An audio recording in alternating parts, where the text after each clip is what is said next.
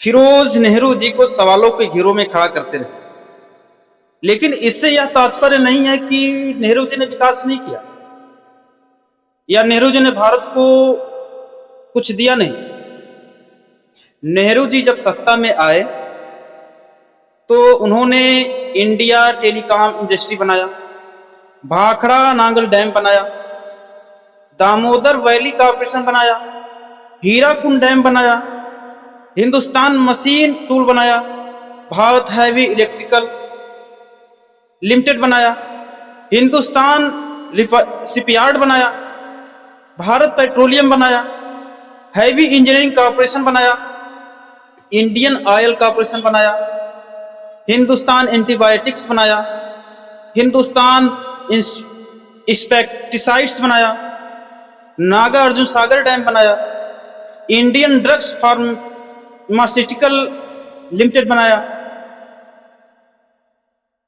Fertiliser corporation of India बनाया, shipping corporation of India बनाया। सब 1960 में इनका गठन हुआ। इसके बाद national physical liberty of India बनाया, डिफेंस डीआरडीओ बनाया और नॉलेज के जगत में साहित्य अकादमी का गठन किया, संगीत नाटक अकादमी का गठन किया, नेशनल स्कूल ऑफ ड्रामा का गठन किया, टेलीविजन इंडस्ट्रीज ऑफ इंडिया का गठन किया।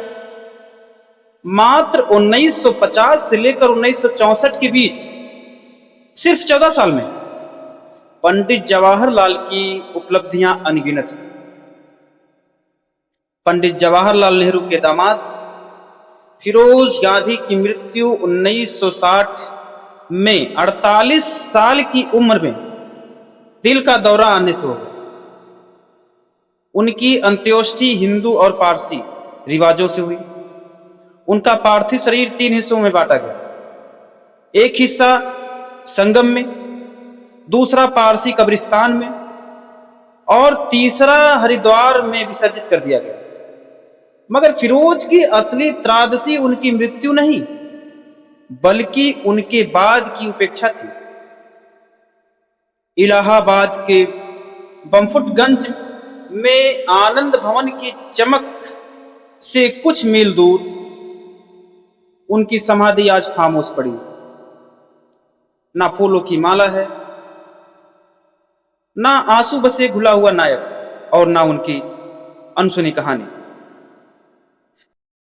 रिकॉर्ड बताते हैं कि राहुल गांधी अपनी दादी और पिता की समाधि पर अक्सर जाते हैं, मगर फिरोज के कब्र पर वो आखिरी बार 2011 में गए थे, सोनिया 2001 में, प्रियंका 2009 में एक बार श्रद्धांजलि देकर चली गई। रायबरेली, जिसे फिरोज ने कांग्रेस का गढ़ बनाया, उसकी विरासत को सजोई गई। Feroze Gandhi memorial college, Feroze Gandhi degree college आज उनकी यादें दिलाते हैं। लेकिन विडंबना है कि जहां इंदिरा गांधी, नेहरू, राजीव के नाम पर सैकड़ों योजनाएं, फिरोज का नाम कुछ चंद इमारतों में सिमट कर रह गया।